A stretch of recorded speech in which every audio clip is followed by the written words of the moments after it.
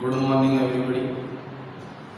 जैसे कि कल अपन ने लाइव वीडियो स्टार्ट की थी, उसमें कल अपन ने सब्जेक्ट केमिस्ट्री के सिलेबस की डिवाइडेशन के बारे में बताया था और आज हम उस सिलेबस की डिवाइडेशन के बाद तो नया चैप्टर स्टार्ट करने जा रहे हैं। पहला चैप्टर ऑफलाइन क्लासेज में आपको पढ़ा दिया गया था, जो थोड़ा बहुत रह गया उसे अपन ऑफलाइन में पूरा करवा देंगे। इस क्लास के अंदर अपन नया टॉपिक सेकंड चैप्टर आपका सॉल्यूशन विलियन स्टार्ट कर रहे हैं। देखो सॉल्यूशन विलियन होता क्या है। विलियन किसे कहते हैं, विलियन किसे कहते हैं। तो सबसे पहले अपन इस विलियन के बारे में समझेंगे। विलियन क्या होता है। विलियन होता है दो या दो से अधिक पदार्थों के समांगी मिश्रण को विलियन कहते हैं। दो या दो से अधिक पदार्थों के समांगी मिश्रण को विलियन कहते हैं। और जो दो या दो से अधिक पदार्थ अपन ने मिलाए थे वो पदार्थ आपस में क्रिया नहीं करने चाहिए। समांगी मिश्रण से क्या तात्पर्य, इसमें एक नया शब्द आया है समांगी मिश्रण। समांगी मिश्रण का मतलब क्या होता है। समांगी मिश्रण का मतलब होता है कि जब अपन ने दो रासायनिक पदार्थ मिलाए थे, जैसे कि विलय को किसमें मिलाया है, विलायक में, तो विलय को विलायक में मिलाने पर वो विलयन में समान रूप से वितरित हो जाने चाहिए। इस गुण को समांगी मिश्रण कहते हैं। तो सबसे पहले नोट करोगे विलयन की परिभाषा। तो विलयन की परिभाषा मैं बोर्ड पे लिख देता हूं, आपको साथ में नोट करते जाना है। दो या दो से अधिक, दो या दो से अधिक पदार्थ कोष्टक में लिख लेना, जो आपस में क्रिया नहीं करें, जो आपस में क्रिया नहीं करें। दो या दो से अधिक पदार्थ जो आपस में क्रिया नहीं करें उनके समांगी मिश्रण को, उनके समांगी मिश्रण को समांगी मिश्रण को विलयन कहते हैं। समांगी मिश्रण को विलयन कहते हैं। अब इसमें नया शब्द आया अपने समांगी मिश्रण। तो अपन समांगी मिश्रण के बारे में क्या बताया था कि जैसे दो पदार्थ अपन ने, एक तो विलय है और एक विलायक है। तो समांगी मिश्रण का मतलब है कि विलय और विलायक से मिलकर जो विलयन बनता है, तो विलयन में ये समान रूप से क्या होनी चाहिए, वितरित होनी चाहिए, उसे समांगी मिश्रण कहते हैं। तो पहले विलयन की परिभाषा नोट कर लो, फिर आपको समांगी मिश्रण की परिभाषा लिख लो। परिभाषा भी साथ में लिख लो।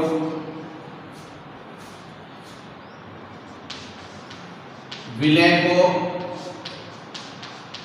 विलायक में घोलने पर या मिलाने पर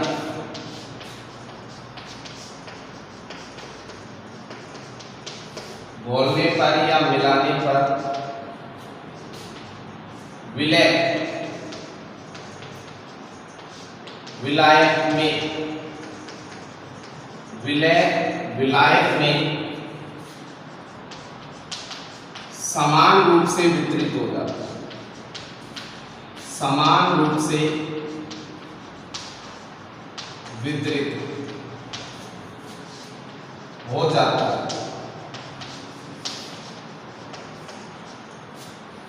इस गुण को या इस मिश्रण को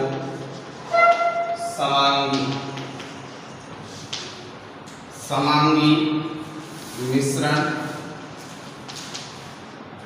कहते हैं।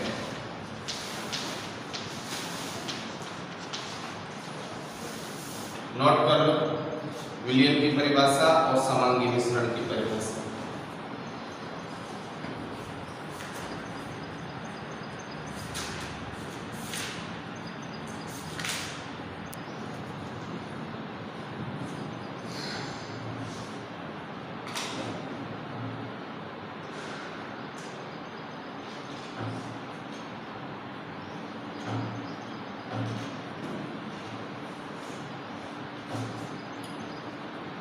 विलयन का इंट्रोडक्शन कर लिया, समांगी मिश्रण का कर लिया। अब इसमें दो शब्द और आया अपने पास, एक तो आया है विलय और एक कौन सा शब्द है, विलाय। तो विलय किसे कहते हैं और विलाय किसे कहते हैं, दोनों को अलग पॉइंट डाल दो, एक विलय और एक क्या पढ़ेंगे, विलाय।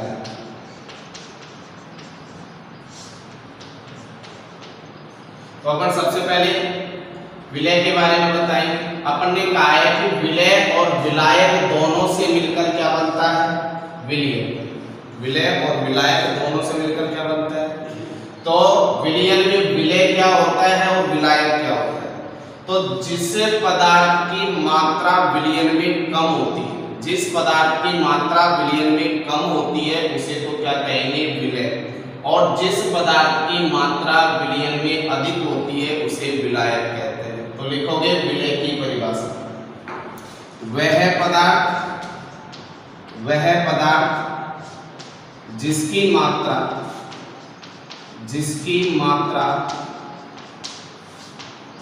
विलयन में, वह पदार्थ जिसकी मात्रा विलयन में कम होती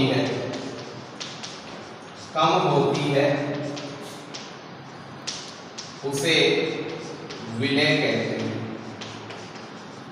विलय कहते हैं। और इसी के अकॉर्डिंग विलायक की परिभाषा क्या हो जाएगी, वह पदार्थ जिसकी मात्रा विलयन में अधिक होती है उसे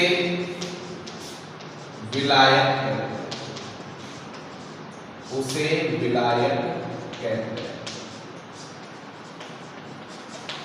नोट करो विलय और विलायक की परिभाषा।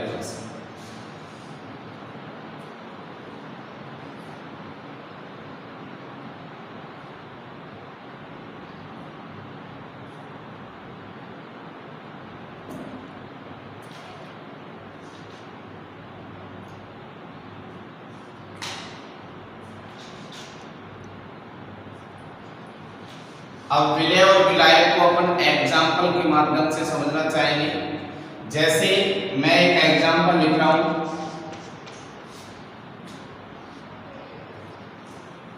कि 500 ग्राम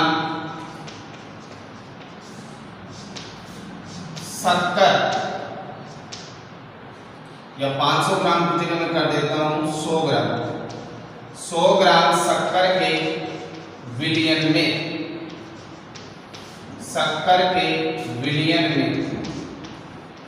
विलय और विलायक की पहचान की।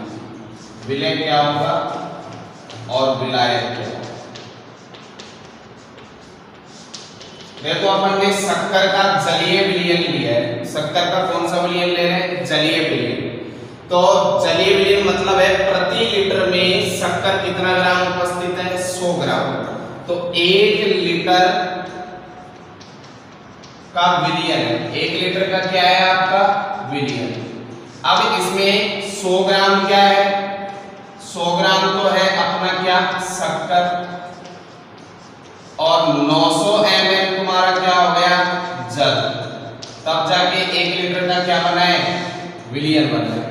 तो 100 ग्राम शक्कर है, 900 ml जल है, तो कम मात्रा किसकी हुई अपनी शक्कर की और अधिक मात्रा किसकी हुई जल की।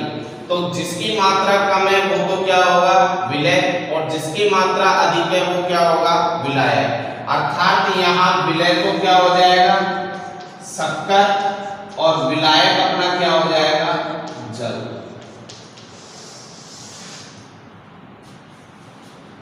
एग्जाम्पल को भी नोट कर लो।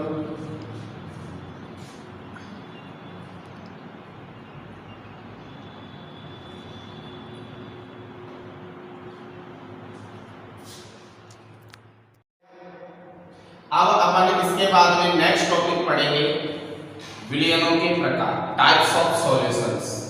तो इसके बाद हेडिंग लगा विलयनों के प्रकार।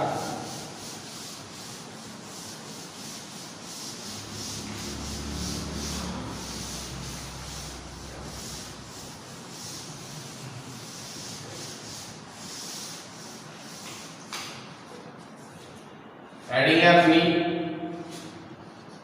विलयनों के प्रकार। तो विलयनों के प्रकार का अपन एक सबसे पहले चार्ट के माध्यम से देखेंगे कि विलयनों को तीन प्रकृति के आधार पर इन्हें निम्न भागों में विभाजित किया गया है। सबसे पहले पदार्थों की संख्या के आधार पर, पदार्थों की संख्या के आधार पर, पदार्थों की संख्या के आधार पर विलयन निम्न प्रकार के हो सकते हैं। पदार्थों की संख्या के आधार पर यदि पदार्थों की संख्या 2 होती है तो उसे बोलते हैं द्विअंगी विलयन। द्विअंगी विलयन। यदि पदार्थों की संख्या की संख्या के आधार पर अपन ने विलयनों को 4 भागों में बांटा है। एक होता है द्विअंगी विलयन, एक होता है अपना त्रिअंगी विलयन, इसी प्रकार से एक होता है चतुष्कय विलयन, और इसी के आधार पर अपन और भी बढ़ा सकते हैं। जब 2 पदार्थ हो तो द्विअंगी होगा, 3 पदार्थ हो तो त्रिअंगी होगा, 4 पदार्थों की संख्या हो जाएगी तो चतुष्क हो जाएगा, और जब 5 पदार्थों की संख्या हो जाएगी तो उसे पंचक विलयन कहते हैं। पंचक विलयन। ये तो अपन ने विलयनों को बांटा है पदार्थों की संख्या के आधार पर। अब अपन विलयनों को डिवाइड करेंगे विलेयता के आधार पर। विलेयता के आधार पर, विलेयता के आधार पर विलयनों को 2 भागों में बांटा गया है। विलेयता के आधार पर विलयनों को 2 भागों में बांटा गया है। एक तो होता है संतृप्त विलयन, संतृप्त विलयन, और दूसरा होता है असंतृप्त विलयन।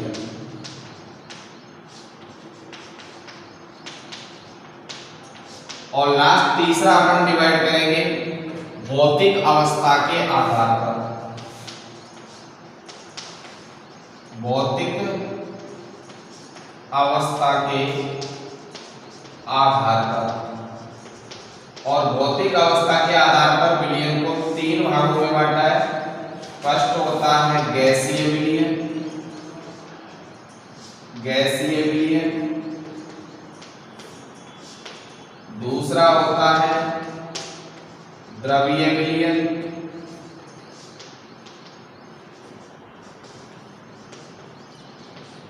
और तीसरा होता है ठोस विलयन। तो अपन इनके एक-एक के बारे में चर्चा करेंगे। पहले इनका एक क्लासिफिकेशन है, ये आप बता सकते हैं।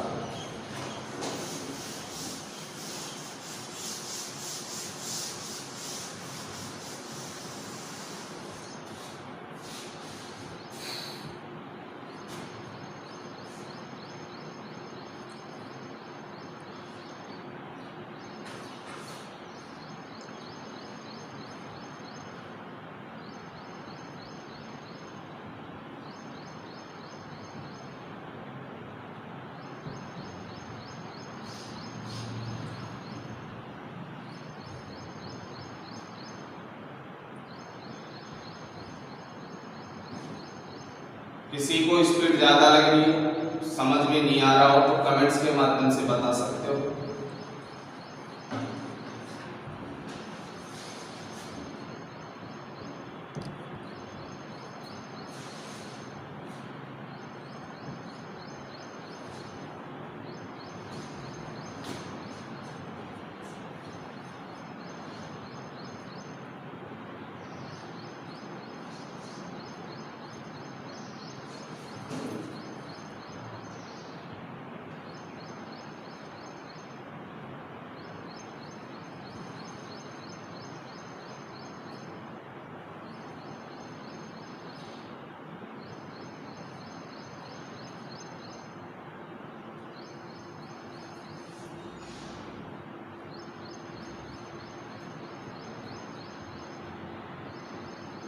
हाँ बच्चों, नोट कर लिए।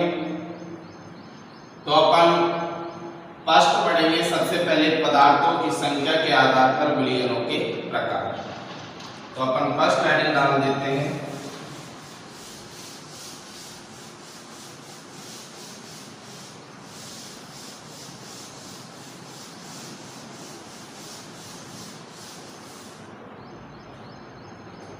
फर्स्ट नंबर पदार्थों की संख्या के आधार पर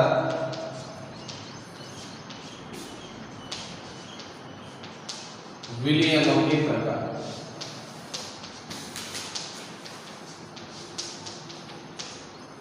और इसका वर्गीकरण अपन ने पढ़ लिया था। सबसे पहला प्रकार था इसका द्विअंगी विलयन।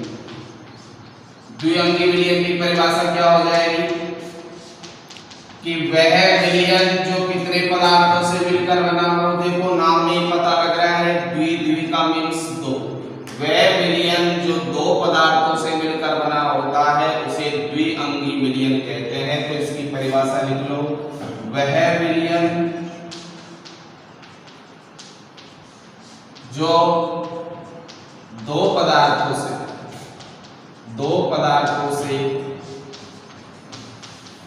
मिलकर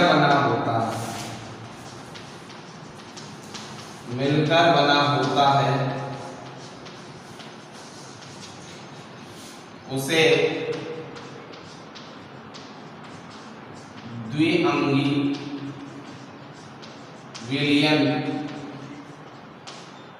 द्विअंगी विलयन कहते हैं। पहला पॉइंट हो गया द्विअंगी। सामान्यतः जो विलयन यूज लिए जाते हैं वो जनरली कौन से होते हैं, सभी द्विअंगी। दूसरा पॉइंट लिखते हैं कि सामान्यतः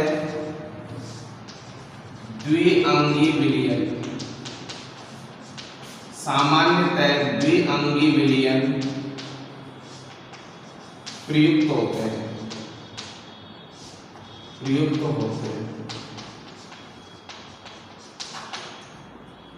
इसके बाद में द्विअंगी के बाद में अपन दूसरा क्या लिखेंगे, त्रिअंगी विलयन। और त्रिअंगी विलयन की परिभाषा आप इसी के आधार पर बना सकते हो, नाम से पता लग रहा है त्रि मींस क्या होगा, तीन। तो अपन इसकी परिभाषा क्या लिख लेंगे कि वह विलयन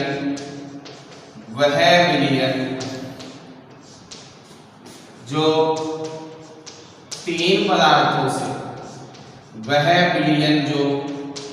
तीन पदार्थों से मिलकर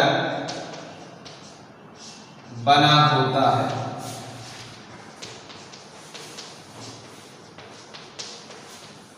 उसे त्रिअंगी विलयन कहते हैं। और इसी के आधार पर आप इसी का तीसरा टाइप चतुष्क विलयन की परिभाषा भी लिख सकते हो।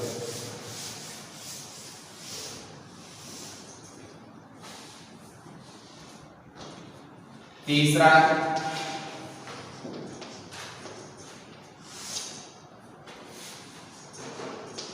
चतुष्क विलयन, आप स्वयं ही बता सकते हो। चतुष्क मीन्स चार, तो परिभाषा क्या लिखते हैं, वह विलयन जो चार पदार्थों से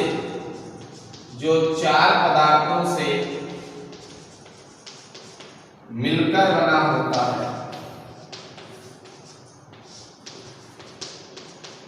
बना होता है उसे चतुष्क विलयन कहते हैं। नोट करो, इसी के आधार पर आप पंचक विलयन की परिभाषा भी लिख सकते हो। यहां तक नोट करो इसको।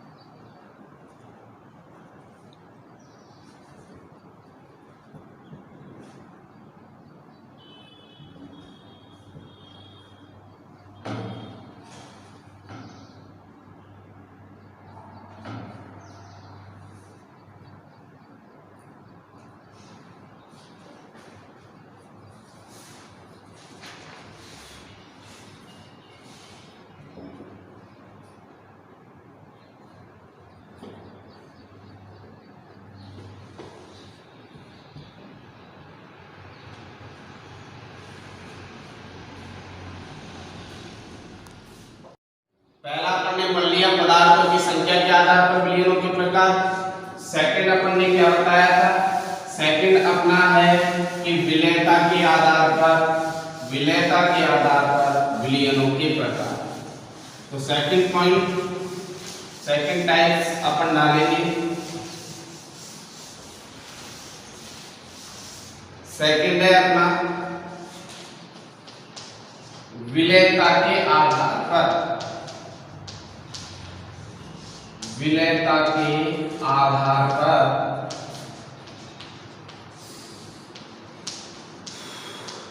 विलयनों के प्रकार।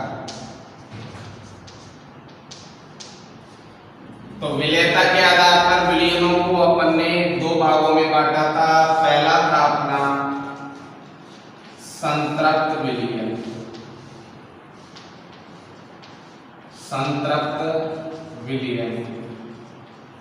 तो एक तो होता है संतृप्त विलयन और एक होता है अपना असंतृप्त विलयन। तो सबसे पहले बताएंगे संतृप्त विलयन क्या होता है।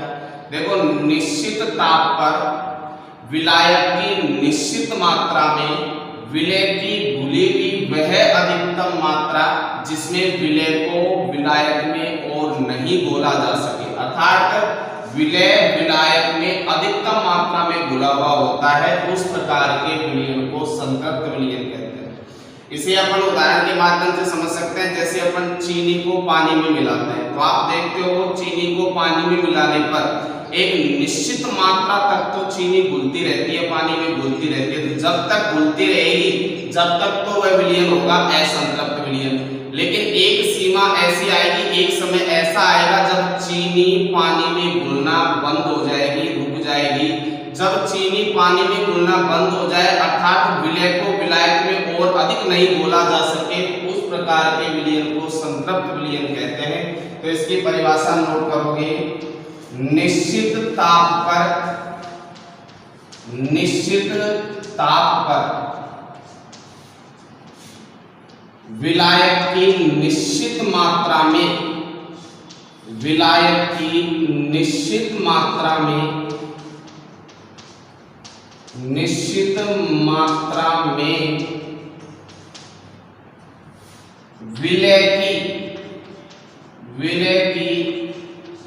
घुलनशील अधिकतम मात्रा, अधिकतम का मतलब अपन ने लिख दिया यहाँ, विलय की घुलनशील अधिकतम मात्रा। इसका मतलब है अधिकतम मात्रा का मतलब कि और अधिक नहीं घोला जा सके। अधिकतम मात्रा से बने विलयन को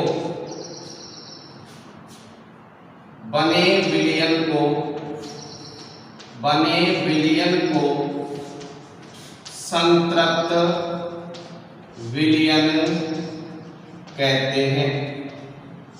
संतृप्त विलयन कहते हैं। संतृप्त विलयन के बारे में क्या बताया, निश्चित ताप पर, मतलब टेम्परेचर कांस्टेंट होना चाहिए, ना तो एक निश्चित जैसे 25 डिग्री सेल्सियस टेम्परेचर ले लिया, ना तो उससे कम होना चाहिए ना ज्यादा होना चाहिए। विलायक की निश्चित मात्रा ले ली, जैसे 1 लीटर पानी में आपको चीनी घोलनी है तो पानी कितना होना चाहिए, सिर्फ 1 लीटर ही होना चाहिए। और उसके बाद में विलय की अधिकतम, मतलब चीनी पानी में अधिकतम जितनी घुल सकती है, और घुलने के बाद जो अपने पास विलयन प्राप्त हुआ है उस विलयन को कौन सा विलयन कहते हैं, संतृप्त विलयन। इसी के बाद दूसरा अपना था असंतृप्त विलयन। दूसरा अपना था असंतृप्त विलयन।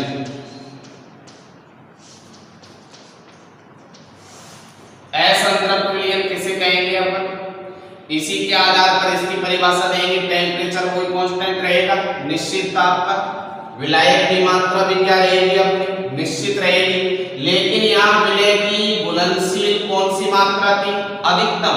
अब यहाँ अधिकतम मात्रा की जगह मात्रा आ जाएगी न्यूनतम, मतलब इसमें तो अपन चीनी को और अधिक नहीं घोल सकते थे, लेकिन इसमें अपन चीनी को पानी में और अधिक क्या कर सकते हैं, घोल सकते हैं।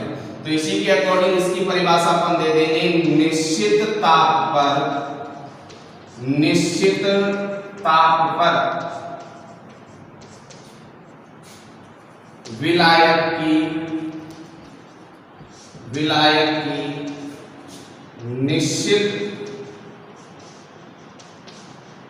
निश्चित मात्रा में विलय की घुलनशील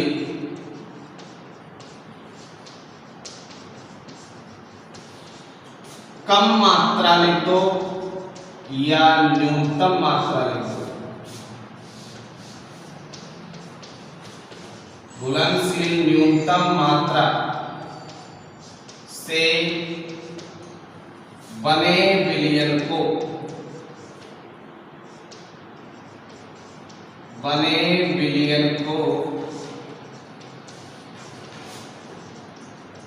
असंतृप्त विलयन कहते हैं।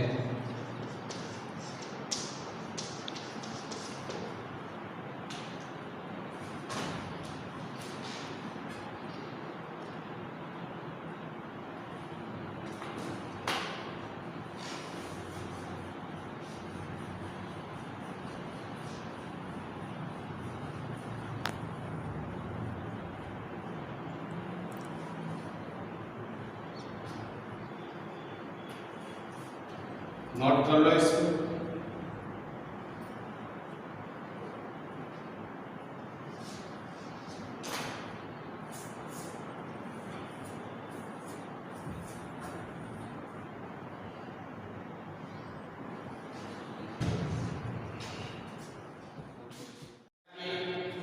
सेकंड बेस दूसरे आधार को भी पढ़ लिया। दूसरा आधार था अपना विलयता के आधार पर, और इसके आधार पर अपन ने विलयनों को दो भागों में बांटा है, एक संतृप्त विलयन और एक असंतृप्त विलयन। संतृप्त विलयन को ऐसे ध्यान रखना है कि विलायक में विलय की और अधिक मात्रा जब घुलना बंद हो जाए, उससे अधिक मात्रा नहीं घुल सके तो उसे तो अपन संतृप्त विलयन कहते हैं, और यदि विलायक में विलय की मात्रा घुलती रहे तो उस विलयन को कौन सा विलयन कहते हैं? असंतृप्त विलयन कहते हैं। अब अपन थर्ड बेस तीसरा आधार हमने लिखा था भौतिक अवस्था के आधार पर विलयनों के प्रकार। तो अपना तीसरा बेस डालोगे, तीसरा आधार लिखोगे कि भौतिक अवस्था के आधार पर विलयनों के प्रकार, और भौतिक अवस्था के आधार पर विलयनों को अपन ने तीन भागों में बांटा। भौतिक अवस्था के आधार पर विलयनों को कितने भागों में बांटा है? तीन भागों। तो तीसरा लिखोगे भौतिक अवस्था के आधार पर, भौतिक अवस्था के आधार पर विलयनों के प्रकार।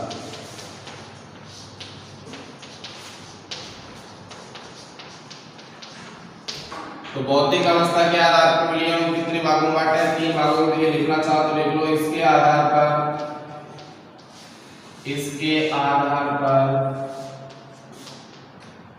विलयनों को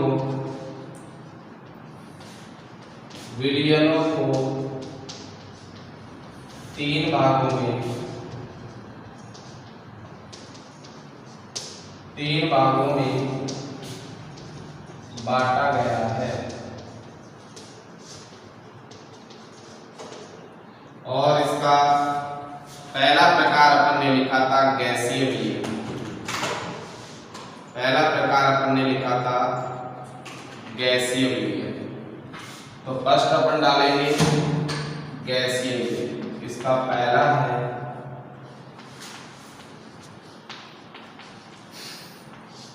गैसीय विलयन।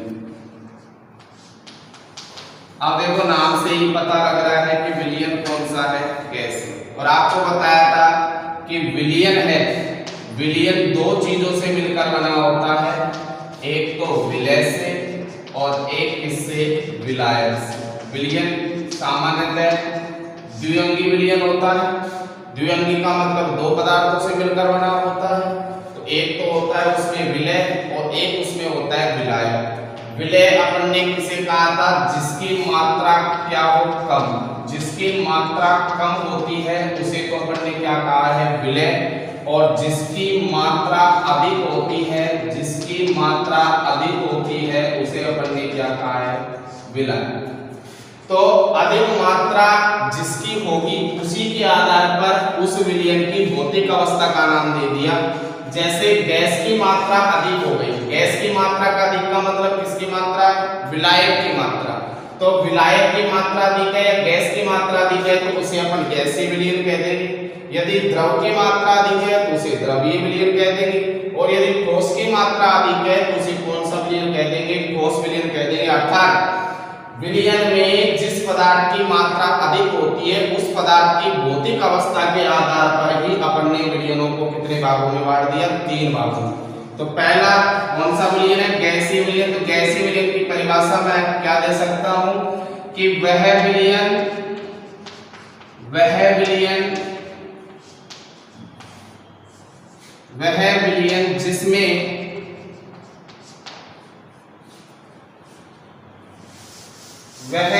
जिसमें विलायक, मतलब विलायक का मतलब है अधिक मात्रा वाला, अधिक मात्रा वाला पदार्थ, अधिक मात्रा वाला पदार्थ।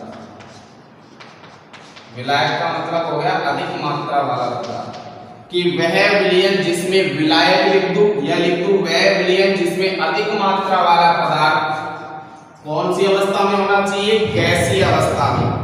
अधिक मात्रा वाला पदार्थ गैसीय अवस्था में हो, गैसीय अवस्था में हो तथा अब विलय कोई सी भी अवस्था में हो, चाहे वो गैस अवस्था में हो, चाहे वो द्रव अवस्था में हो, चाहे वो ठोस अवस्था में हो, तथा विलय गैस ऑब्लिक द्रव ऑब्लिक ठोस, इसका मतलब तीनों में से कोई सी भी प्रावस्था में हो, गैस द्रव या ठोस अवस्था में होता है तो, अवस्था में होता है तो उस विलयन को गैसीय विलयन कहते हैं, गैसीय विलयन कहते हैं, गैसीय विलयन कहते हैं। तो सीधा सा क्या ध्यान रखना है अपन को कि यदि गैसीय विलयन होगा तो अधिक मात्रा वाला पदार्थ मतलब विलायक गैस होगा, यदि द्रवीय विलयन होगा तो अधिक मात्रा वाला पदार्थ मींस विलायक क्या होगा, द्रव होगा, और यदि ठोस विलयन होगा तो अधिक मात्रा वाला पदार्थ अर्थात विलायक कौन सी अवस्था में होगा, ठोस अवस्था में होगा। अब इसके एग्जांपल कैसे ले सकते हैं, तो एक तो अपन ने ले लिया विलायक और एक अपन ने ले लिया विलय, और विलायक और विलय दोनों से मिलकर अपन बना रहे हैं क्या, विलयन। तो देखो इधर विलायक को अपन को गैसीय विलयन बनाना है तो विलायक को क्या लेना पड़ेगा, गैस। तो विलय गैस भी हो सकता है, द्रव भी हो सकता है, और क्या हो सकता है, ठोस भी हो सकता है। तो गैस के साथ एक बार तो क्या मिलाएं, गैस। विलायक दोबारा भी गैस ही लेना है, लेकिन विलय गैस के स्थान पर क्या हो सकता है, द्रव। तो एक अपन ने ले लिया द्रव, और विलायक यहाँ भी गैस ही लेना है, लेकिन यहाँ पर तीसरा विलय क्या हो सकता है, ठोस। तो तीनों के एग्जांपल क्या हो सकते हैं कि गैस को गैस में मिलाएं, तो गैस को गैस में मिलाएं, जैसे ऑक्सीजन प्लस नाइट्रोजन दोनों गैस अवस्था में होता है, दोनों को मिला दिया तो इससे बनने वाला विलयन कौन सा विलयन होगा, गैसीय विलयन। दूसरा है गैस को किस में मिलाएं, द्रव में मिलाएं। तो आपको पता है जल में गैस को किस में मिलाना है, द्रव में। तो गैस को द्रव वाला एग्जांपल क्या लिख सकते हैं अपन, गैस को द्रव वाला एग्जांपल जल वाष्प लिख सकते हैं। क्या लिख सकते हैं, जल वाष्प। जल वाष्प क्या होती है, देखो जो वाष्प वायुमंडल में जल वाष्प पाई जाती है, तो वाष्प तो कौन सी अवस्था में हो गई, गैस अवस्था में हो गई, और उसमें उपस्थित जल कौन सी अवस्था में हो गया, द्रव। तो वायुमंडल में गैस तो अधिक मात्रा में होती है इसलिए विलायक तो हो गया या गैस, और जल कम मात्रा में होता है इसलिए विलय क्या हो गया, द्रव। तो जल वाष्प किसका उदाहरण है, गैसीय विलयन का। जल वाष्प किसका उदाहरण है, क्योंकि यहाँ जल तो कम मात्रा में है तो जल तो हो गया विलय, और वाष्प यहाँ अधिक मात्रा में होता है इसलिए विलायक क्या हो गया, तुम्हारा वाष्प जो गैस अवस्था अब तीसरा उदाहरण अपन विलायक गैस लेना है, विलय क्या लेना है, ठोस बताओ ऐसा कोई उदाहरण। तो इसका उदाहरण अपन ले सकते हैं क्या, कपूर, आयोडीन,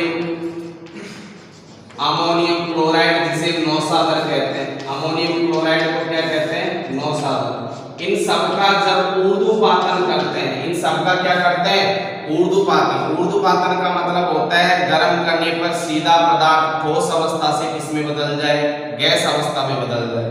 तो इन सबका ऊर्ध्वपातन करते हैं तो इसमें ठोस की मात्रा तो कम हो जाती है और गैस की मात्रा क्या हो जाती है, बढ़ जाती है। तो गैस अधिक हो गई और ठोस कम हो गया, मतलब कम वाला ठोस और अधिक वाला क्या, गैस। तो ये भी उदाहरण किसके अंदर आएगा, गैसीय विलयन के। तो एग्जाम्पल नोट कर लो ऐसे कैसे। ये सभी जितने भी विलयन के उदाहरण हैं ये सब गैसीय विलयन, गैसीय विलयन।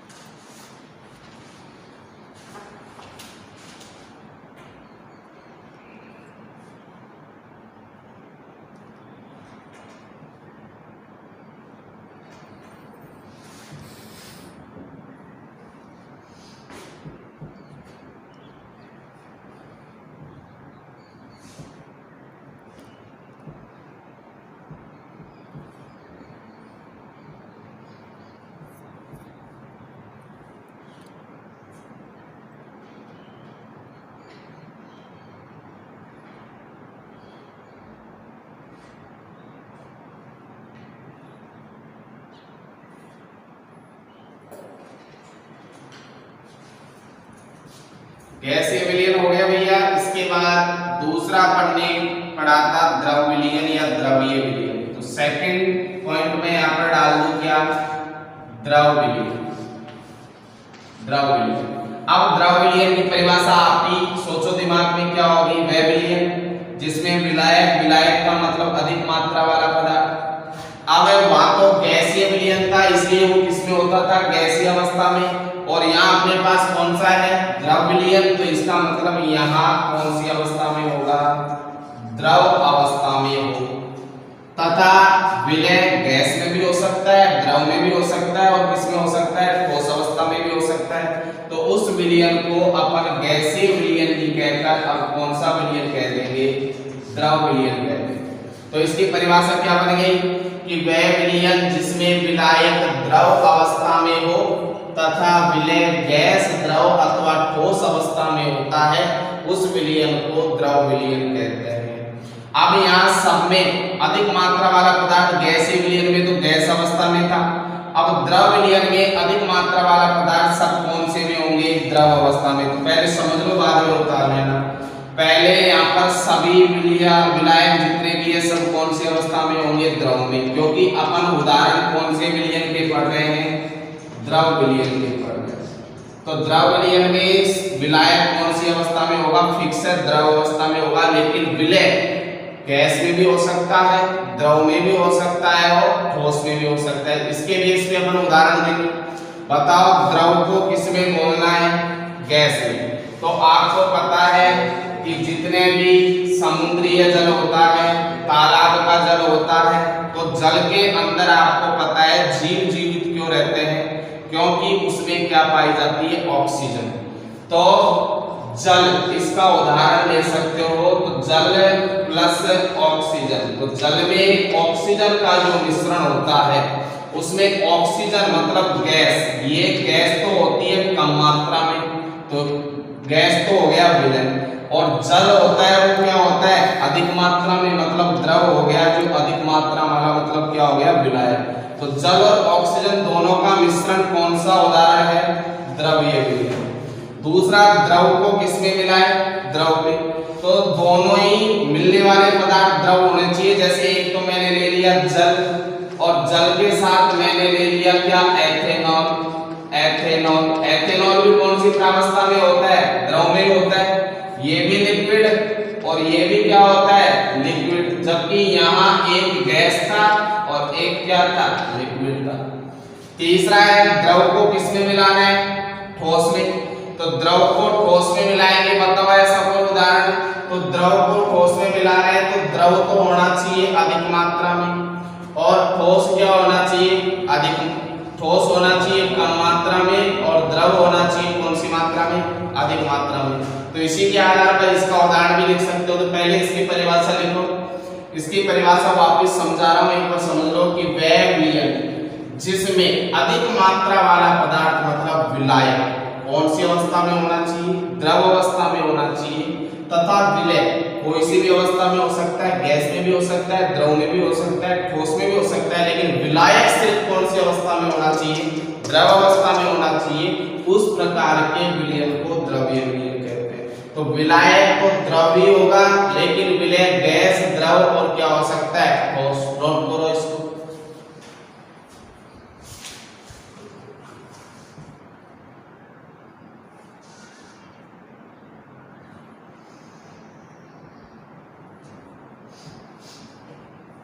तीसरा वाला एग्जांपल नहीं लिखा था अपन ने, इसमें उदाहरण लिख सकते हो, जल प्लस ग्लूकोज, जल प्लस ग्लूकोज।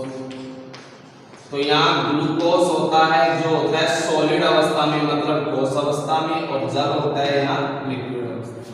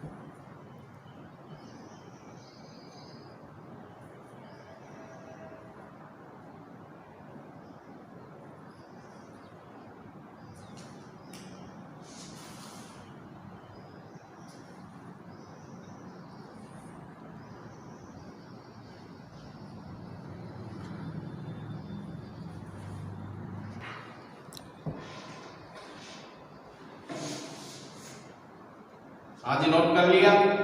फर्स्ट अपन ने गैस विलयन पढ़ लिया था, सेकंड अपन ने द्रव विलयन पढ़ लिया। अब तीसरा पढ़ना कौन सा बचा है, ठोस विलयन। तो ठोस विलयन भी आप बता सकते हो, गैस और द्रव जिसके समझ में आ गया होगा तो ठोस विलयन भी आप आसानी से समझ सकते हो। तो मैंने यहाँ द्रव की जगह क्या कर दिया, ठोस विलयन। अब आप बताओ यहाँ पर क्या चेंज होगा, वह विलयन जिसमें विलायक वहां द्रव विलयन था, इसलिए कौन सी अवस्था में कर रखा था, द्रव अवस्था में। यहाँ विलयन कौन सा है अपना, ठोस। तो मैं द्रव की जगह क्या कर दूं, ठोस अवस्था में।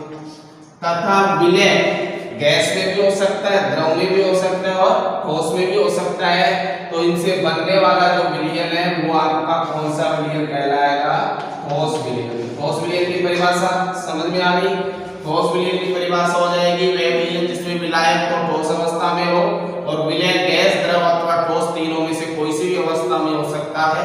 तो उससे मिलकर बना जो अपना विलयन है वो विलयन कौन सा विलयन कहलाता है, ठोस विलयन कहलाता है। अब यहाँ पर इसके एग्जाम्पल लिखूंगा। तो विलायक तो हमेशा कौन सी अवस्था में रहेगा, ठोस अवस्था में रहेगा। विलायक कौन सी अवस्था में रहेगा, ठोस, ठोस और ठोस। लेकिन अपना विलय तीनों अवस्था में हो सकता था, गैस में भी, द्रव में भी और ठोस में भी। तो यहाँ गैस भी हो सकता है, द्रव भी हो सकता है, ठोस। तो एक बार तो अपन को ऐसा एग्जांपल लेना है जिसमें विलायक ठोस और विलय गैस। एक बार ऐसा एग्जांपल लेना है जिसमें विलायक ठोस और विलय क्या हो, द्रव। एक बार ऐसा एग्जांपल लेना है जिसमें विलायक ठोस और विलय क्या हो, ठोस, दोनों ही ठोस हो। तो मैं क्या उदाहरण ले सकता हूँ, तो यहाँ पर इसके एग्जांपल द्रव विलयन की जगह जो विलयन प्राप्त होगा अपन को ठोस विलयन प्राप्त होगा। देखो विलायक ठोस है और विलय क्या है, गैस।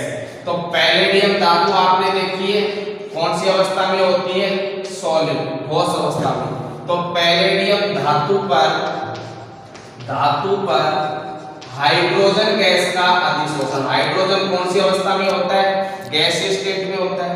हाइड्रोजन गैस का अधिशोषण, गैस का अधिशोषण, अधिशोषण देखो अधिशोषण और अवशोषण दोनों में डिफरेंस है, अधिशोषण अलग होता है, अवशोषण अलग होता है। ये टॉपिक अपन आपके सिलेबस के 5th चैप्टर सरफेस केमिस्ट्री के अंदर पढ़ेंगे। थोड़ा बहुत बता देता हूँ, अधिशोषण और अवशोषण का मतलब क्या होता है। अधिशोषण में तो किसी पदार्थ का अधिशोषक के ऊपरी पृष्ठ पर वितरण होता है, जबकि अवशोषण में पूरे पदार्थ पर समांगी रूप से वितरण होता है। जैसे मैंने ये अपने पास डस्टर है, डस्टर पर मैं पानी की बूंद डालूं तो पानी की बूंद ऊपर डालूंगा, लेकिन पानी कहां तक आ जाएगा, नीचे तक। मतलब पानी में इसको भिगोने पर पूरा जो डस्टर है अपना पूरा पूर्ण रूप से क्या हो जाता है, भीग जाता है। मतलब पानी है जो इसमें समान रूप से वितरित हो जाता है। लेकिन इसी का दूसरा उदाहरण लूं मैं, जैसे ये चौक का अपने पास डिब्बा है, चौक के डिब्बे पर ऊपर से पानी की बूंद डालूं तो पानी की बूंद डालने पर चिकनी सतह होने के कारण यहाँ पर केवल ऊपरी पृष्ठ पर पानी की बूंद रहेगी, नीचे तक पानी की बूंद नहीं आएगी। अर्थात जब केवल प्रक्रिया पृष्ठ पर हो, जब प्रक्रिया केवल पृष्ठ पर होती है तो वह प्रक्रिया तो कहलाती है अधिशोषण, और यदि प्रोसेस पूरे पदार्थ पर समान रूप से हो तो वह प्रक्रिया कहलाती है अवशोषण, जिसे अपन 5th चैप्टर में पढ़ेंगे। तो यहाँ पर पैलेडियम धातु तो क्या हो गई, ठोस, और हाइड्रोजन क्या हो गई, गैस। तो पैलेडियम धातु पर हाइड्रोजन गैस का क्या होता है, अधिशोषण, अवशोषण नहीं होता, क्या होता है, अधिशोषण। मतलब केवल पैलेडियम धातु के पृष्ठ पर ही हाइड्रोजन गैस का क्या होता है, अधिशोषण। पूरी पैलेडियम धातु पर हाइड्रोजन गैस का अधिशोषण नहीं होता, केवल पृष्ठ पर होता है। दूसरा एग्जांपल अपन ले विलायक, तो किसका, ठोस, और विलय क्या ले, द्रव। तो ठोस और द्रव का उदाहरण क्या ले सकते हो, तो ठोस की जगह तो मैंने आपके साथ ले लिया जैसे सोडियम धातु, सोडियम धातु, सोडियम धातु सॉलिड अवस्था में होती है। सोडियम धातु का मरकरी, मरकरी पारा, पारा पता है आपको एक ऐसी धातु है जो द्रव अवस्था में पाई जाती है। तो यहाँ मरकरी या पारा है जो कौन सी अवस्था में होता है, लिक्विड। और जब सोडियम को मरकरी के साथ मिलाया जाता है तो इनका बनता है अमलगम। क्या बनता है, अमलगम। तो सोडियम और मरकरी का जो अमलगम है वो आपका उदाहरण हो जाएगा विलायक, तो ठोस अवस्था वाला, और विलय कौन सा, द्रव। तो एक तो हो गया द्रव और एक हो गया ठोस। तीसरा एग्जांपल ले जिसमें दोनों ही क्या हो, ठोस। तो आपने देखे कि अपन जो सोने के आभूषण बनाते हैं, शुद्ध सोना आपका 24 कैरेट सोना होता है, और 24 कैरेट जो शुद्ध सोना होता है उसके कभी भी आभूषण नहीं बनाए जा सकते। क्यों, क्योंकि 24 कैरेट जो शुद्ध सोना होता है वो इतना मुलायम होता है कि उसे अपन अपने अनुसार, स्वेच्छा के अनुसार आकृति प्रदान नहीं कर सकते। इसलिए उसमें अन्य धातु जैसे कॉपर का, तांबे का क्या किया जाता है, मिश्रण किया जाता है, तब जाके उसके आभूषण बनाए जा सकते हैं। तो मैं इसका एग्जांपल क्या ले सकता हूं कि सोने में कॉपर का मिश्रण, कॉपर मतलब तांबे का क्या, मिश्रण, ये आपका यहाँ पर गोल्ड भी कौन सी अवस्था में है, सॉलिड अवस्था में, और कॉपर भी कौन सी अवस्था है, सॉलिड स्टेट। तो दोनों ही ठोस, ठोस, या आपके कौन से विलयन का उदाहरण हो जाएगा, ठोस विलयन का। तो ये आप बता सकते हो। अपना आज का टॉपिक टाइप्स ऑफ सॉल्यूशन, विलयनों के प्रकार के बारे में कंप्लीट हो गया। कल से अपन किसी के बाद में नेक्स्ट टॉपिक पढ़ाएंगे। यदि आपको किसी को वीडियो में मैं फास्ट पढ़ा रहा हूँ, थोड़ा तेज पढ़ा रहा हूँ या स्लो चल रहा हूँ, तो अपने सजेशन कमेंट्स के माध्यम से दे सकते हो। और यदि किसी को किसी भी प्रकार की कोई समस्या हो तो पर्सनली भी फोन से कांटेक्ट कर लो, या अपने यहाँ पर कमेंट्स के माध्यम से अपने सुझाव, फीडबैक दे सकते हो। Thank you. कल नेक्स्ट क्लास में नेक्स्ट टॉपिक